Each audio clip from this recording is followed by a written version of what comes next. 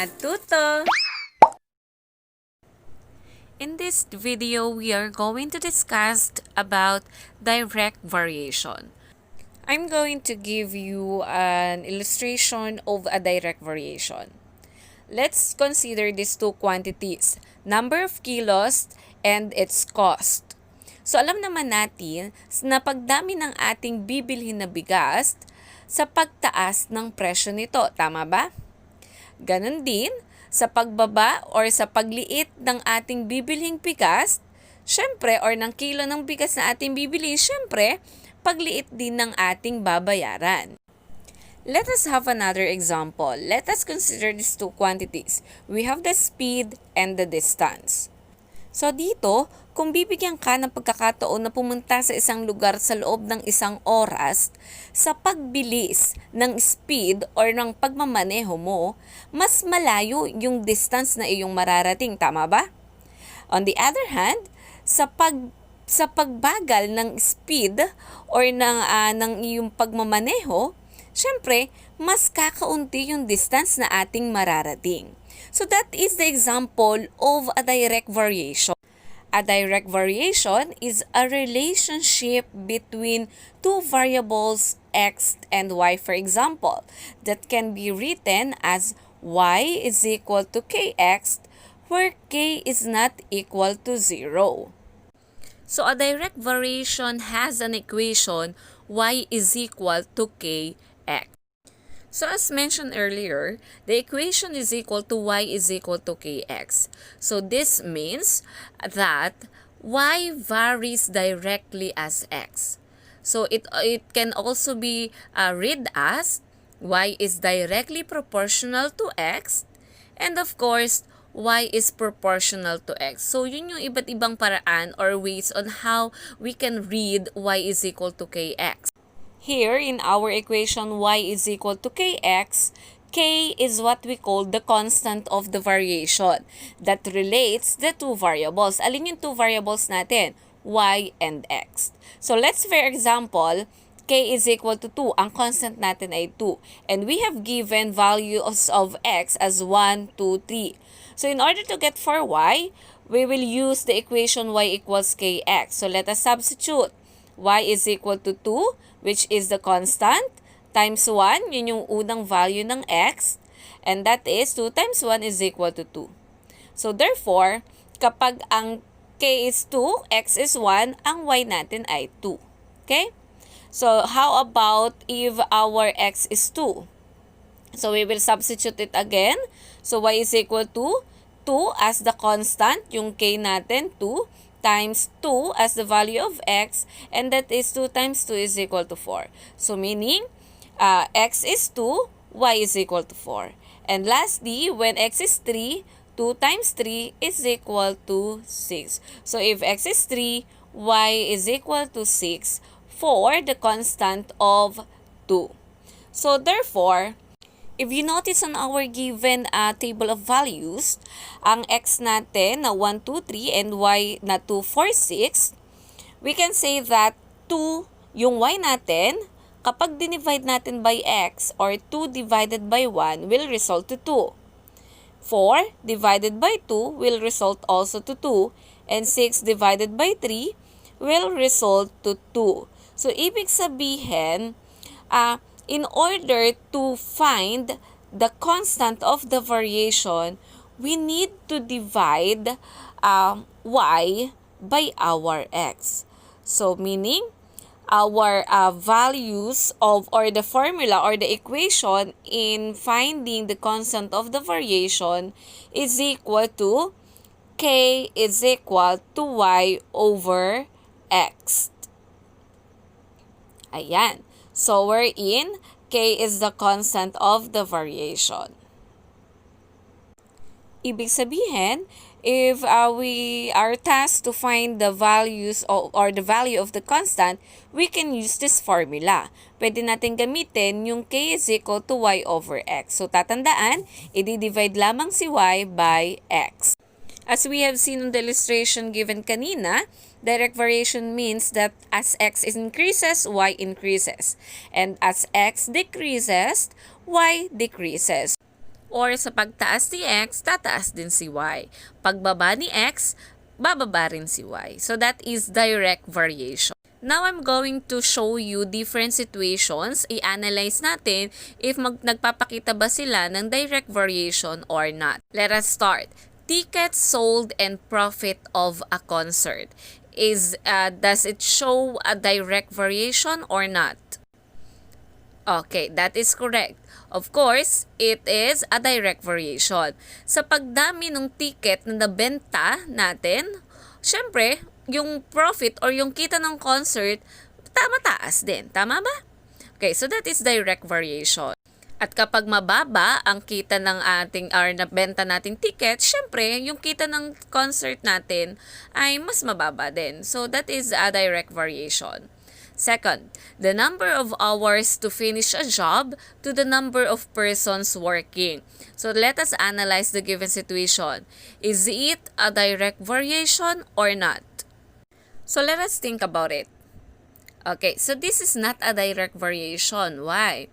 Yan. Kasi sa pagdami ng person na nagtatrabaho, ano mangyayari dun sa job natin? Sa number of hours na matatapos natin yung job? Ayan. Syempre, mas liliit yung oras na matatapos natin. At kapag kakaunti yung nagwo-work, siyempre, mas mataas yung oras or mas malaki yung oras na makukonsume natin to finish the job. So that is not an example of a direct variation. Now, let us translate each statement into an equation. Let us use K for the constant of the variation. So, gagamitin natin si K. So, let us have number 1. C varies directly as B. So, how are we going to translate it into an equation? Gamit ang direct variation. Yan. So, that is written as C is equal to K, B. Yung C natin, yung unang variable na ginamit or binanggit sa ating statement, that would be isolated sa isang area. At yung second quantity na binanggit, yun yung imumultiply natin kay constant. So, kaya po ang kanyang equation is C is equal to KB, which is read as or which means that C varies directly as B. Next statement, M is directly proportional to N. So, how are we going to translate it into an equation? Okay, that is correct. We have M is equal to Kn. Okay, nakakuha ba? Ayan. So, again, yung M, yung nasa unahan or isolated. And then, si N, na second quantity natin, ang imumultiply natin sa constant term. So, let us have another example. For number 3. A is directly proportional to the square of S. Ayan. So, nagkaroon ng square of S. So, again, A is equal to, yan. Ano yung imumultiply natin sa constant natin? Yan, hindi lang S, kundi square of S or S squared. Kasi, nasa given statement natin ay ang square of S. So, yun yung gagamitin natin. So, mathematical statement is A is equal to K S squared. Did you understand? This time, let us identify whether the given table of values represent a direct variation or not. So, table of values naman ang given. So, let us take a look on this given table. We have X. Ang values ng X ay 4, 8, 6. Ang Y natin ay 8, 16, and 12. So, using the equation in the direct variation or the constant, that is by dividing Y into X. Tama ba?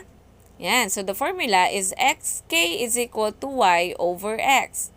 So, ibig sabihin, by substituting the values, unahin muna natin ang 4 and 8. We have 8 divided by 4, 16 divided by 8, and 12 divided by 6. And we will have the result of, kapag dinivide natin, ang quotient niya ay, yan, lahat ay mag-i-equal sa 2. Tama ba? Yes. So, 8 divided by 4 is 2. 16 divided by 8 is 2.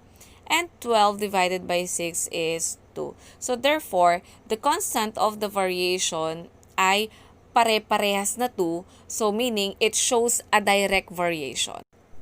So let us take a look on this. We have, ayan, so 30, 10, 15, 5, 9, 3. Ang value ng x, 30, 15, 9, pababa. Ang value ni y, 10, 5, 3, pababa. So hindi naman ibig sabihin nun ay siya ay direct variation na. Tignan muna natin. So 10 divided by 30, 5 divided by 15, and 3 divided by 9. Tingnan natin kung siya ay magre-result sa same constant of variation. Okay, ano ba ang 10 divided by 30? Okay, so that is 1/3. Okay, correct. How about 5 and 15? Okay, 1/3 din. 3/9? 1/3 din. So, ibig sabihin, pare-parehas ulit sila ng constant. So, meaning to say, the table of values shows a direct variation. So, ibig sabihin, nagre-represent siya ng direct variation. Next, we have values of x ay 3, 1, 2. Ang value ng y ay 26, 75, 150. So, given the formula, y over x, we have 26 divided by 3, 75 divided by 1, and 150 divided by 2. So, what is 26 divided by 3? 75 divided by 1. 150 divided by 2. Okay, so 'di ba iba't iba? So ibig sabihin, this is not a direct variation. Okay? Kapag hindi tayo nakakuha ng pare-parehas ng quotient ng constant of variation, ibig sabihin, it is not a direct variation. Okay? Tatandaan natin 'yun, ha? So that is the way on how to analyze whether the table of values shows direct variation or not. Let's have another given problem. Given that y varies directly as x, using the table of values ulit, let us determine the constant of variation and the equation of the variation. So, dalawa yung hahanapin natin. The constant and the equation of the variation. So, gamit si table of values, ha?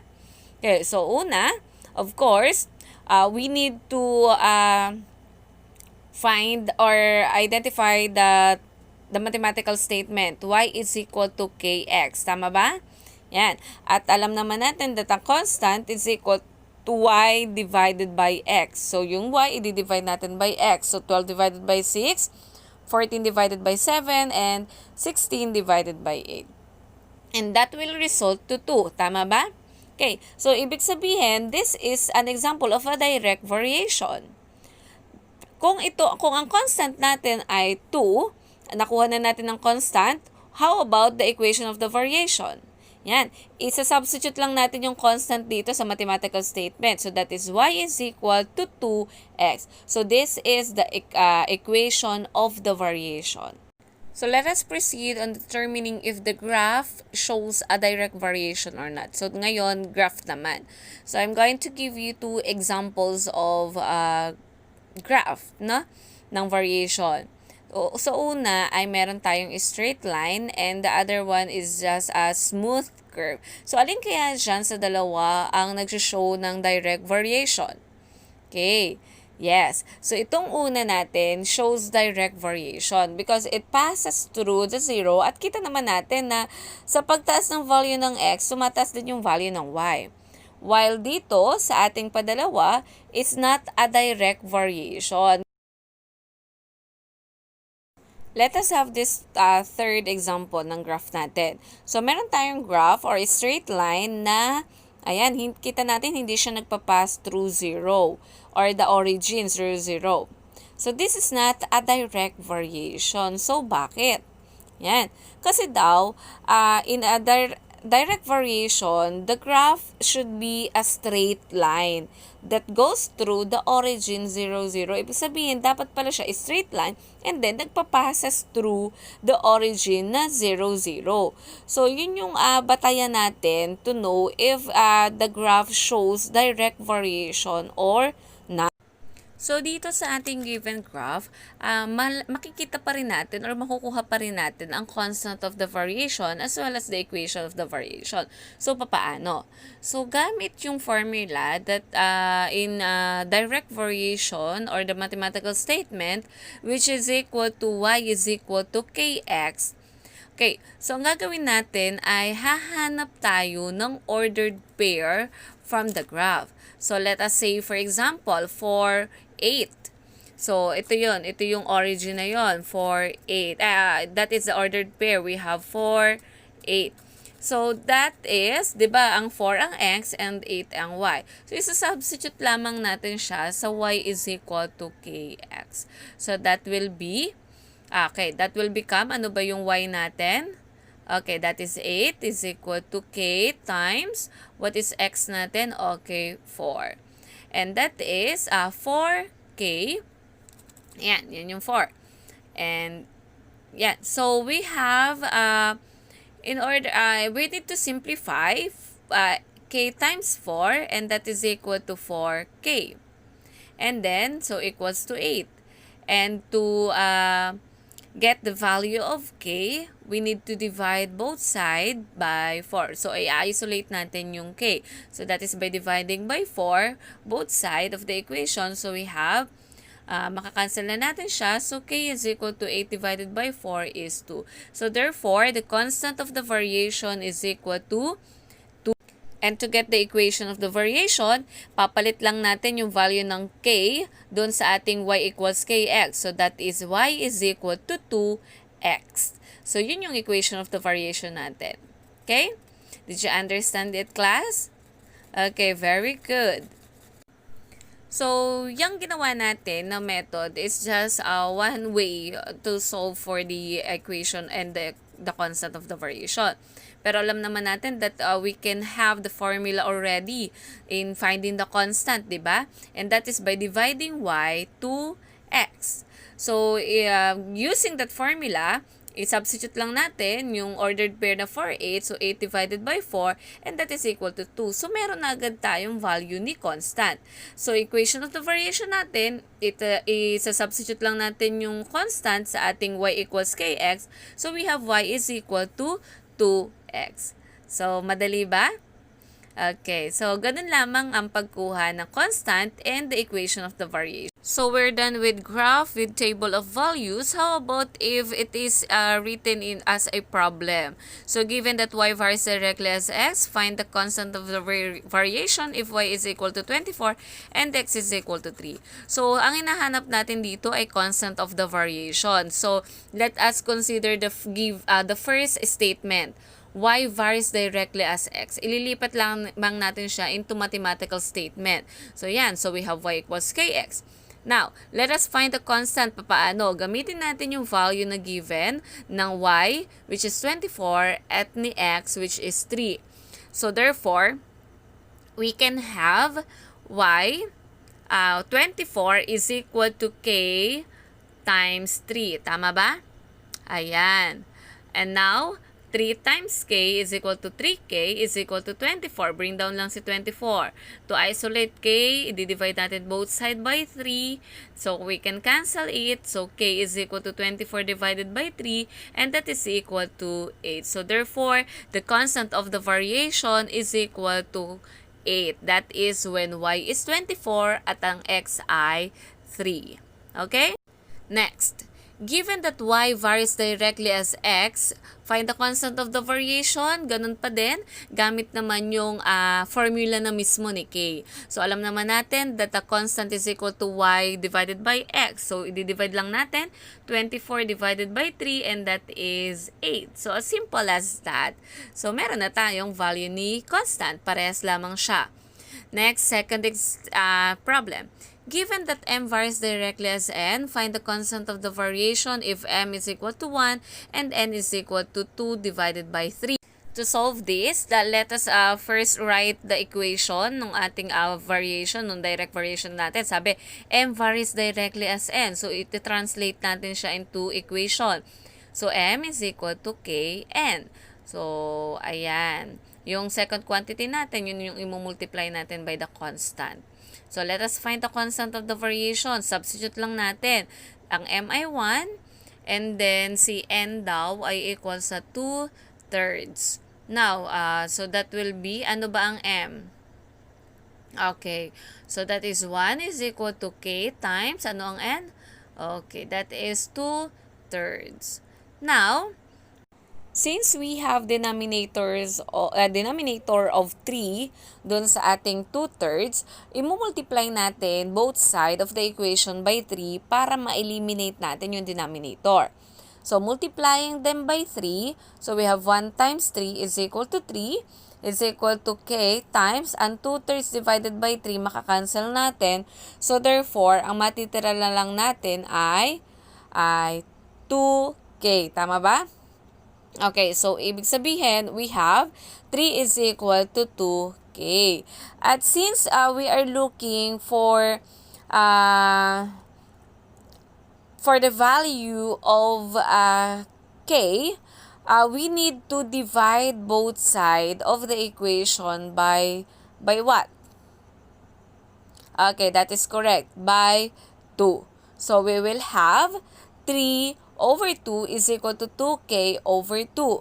So, makakancel ngayon natin si 2 over 2.